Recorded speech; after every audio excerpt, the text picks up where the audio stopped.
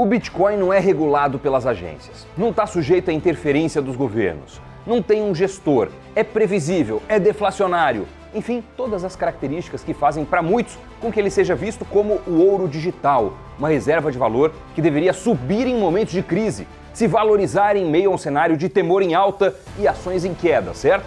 Mas não é isso que tem acontecido. Será que o Bitcoin e até o Ethereum, na verdade, estão se movimentando como se fossem ações? Como o movimento das criptos se compara com o das principais bolsas de valores do mundo? Será que o grau de parentesco deles é mais próximo do que se imagina? É de dar nó na cabeça. Roda a vinheta, que é disso que a gente vai falar hoje. Salve todos vocês que acompanham o Crypto News! Mais uma semana de fortes emoções e de muita expectativa sobre um dos dois elementos que mais tem segurado as criptos, a decisão de juros dos Estados Unidos. O outro é a expectativa com relação à economia global. Num cenário de aversão ao risco e em compasso de espera pela decisão do Banco Central americano, ações e criptos operaram no campo negativo. Enquanto isso, os títulos do Tesouro Americano alcançaram seu melhor rendimento em 11 anos. As maiores bolsas do mundo sentiram o impacto. As criptos mais negociadas também. O Bitcoin chegou perto dos $18 mil, o menor preço em 3 meses. E finalmente chegou a decisão que acaba ditando os rumos dos investimentos em todo o mundo. O comitê do Fed decidiu aumentar a taxa de juros em 0,75 ponto percentual. Agora, a próxima reunião é no dia 2 de novembro. Até lá, todo mundo vai ficar de olho na inflação dos Estados Unidos e tentar adivinhar os próximos passos do Banco Central americano. Mas olha, no caso do Bitcoin, tem uma particularidade. Ele é negociado 24 horas por dia, 7 dias por semana, 365 dias por ano. Que não acontece com nenhuma ação. Ele tem também alguns movimentos que parecem se repetir ao longo da história. Ele tende a subir aos finais de semana. Não costuma apresentar movimentos muito intensos no sábado e no domingo. Já de segunda a sexta, tudo muda. E quem mostra isso é uma análise do Bespoke Investment Group. Antes das ações abrirem durante a semana, a maior criptomoeda do mundo tende a ser negociada relativamente estável. Quando o mercado de ações abre, Bitcoin normalmente tropeça de um penhasco, com declínios médios de cerca de 1,5% durante o horário do pregão. Quando a negociação de ações dos Estados Unidos termina, o Bitcoin volta a ser negociado de lado por algumas horas e depois tende a subir das 20 horas até a meia-noite. Os analistas notaram durante todo o ano que as criptomoedas e as ações andaram juntas, tiveram movimentos parecidos. Quando um sobe em um determinado dia, o outro tende a seguir, e vice-versa.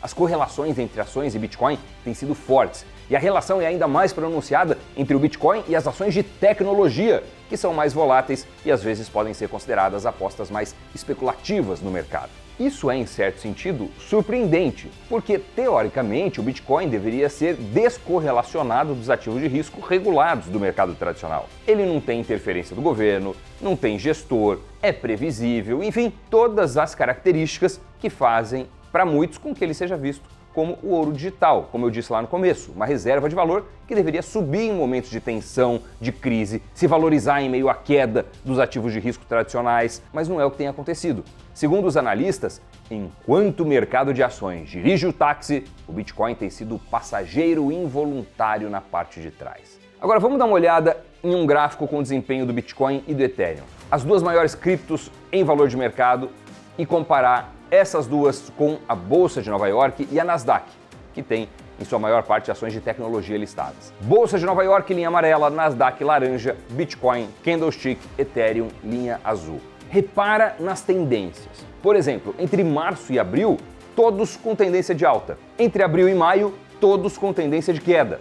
Entre agosto e setembro, todos andando mais ou menos de lado. A diferença é que o movimento das criptos parece ser muito mais intenso. Altas mais fortes, quedas mais profundas, mas a direção do movimento é similar. Algo parecido acontece quando a gente amplia o gráfico para o horizonte de 12 meses. Nesse caso, a gente vê inclusive como o Bitcoin e o Ethereum se recuperaram bem acima da NYSE e da Nasdaq entre outubro e dezembro do ano passado.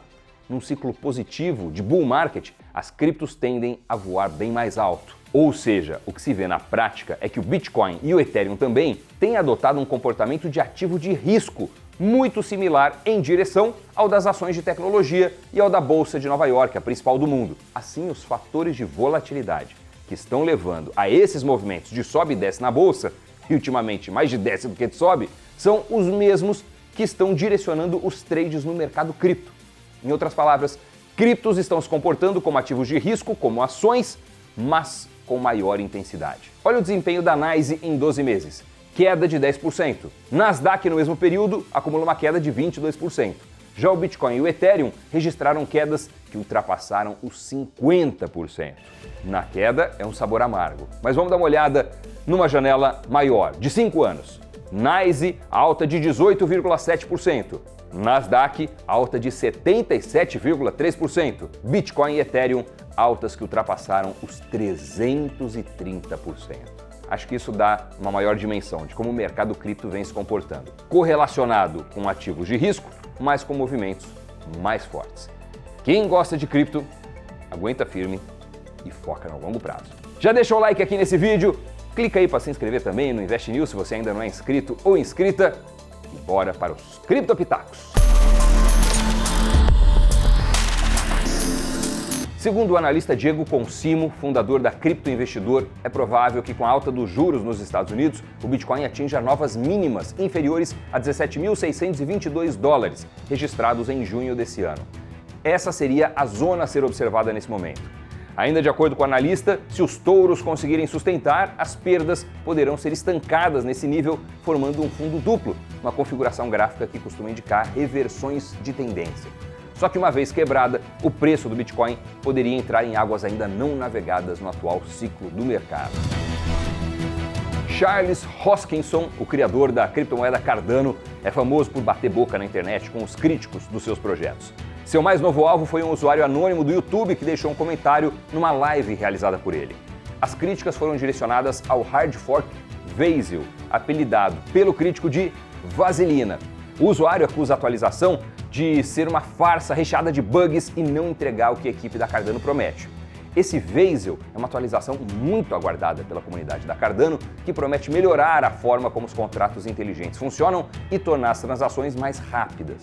Charles é um ótimo ator, ele está mentindo para você e não se importa com isso. Charles sabe que existem enormes bugs na atualização Vaselina, porque ninguém trabalhou nela por 6 meses. E parem de dizer ecossistema Cardano, não há nada sendo desenvolvido lá, escreveu o usuário.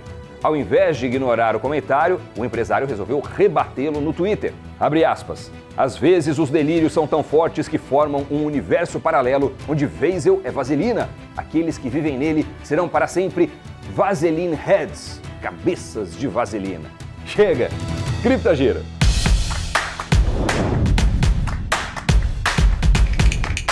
A Hashdex lançou o seu primeiro ETF de Bitcoin na Bolsa dos Estados Unidos. O Hashdex Bitcoin Futures ETF vai refletir os preços futuros de Bitcoin.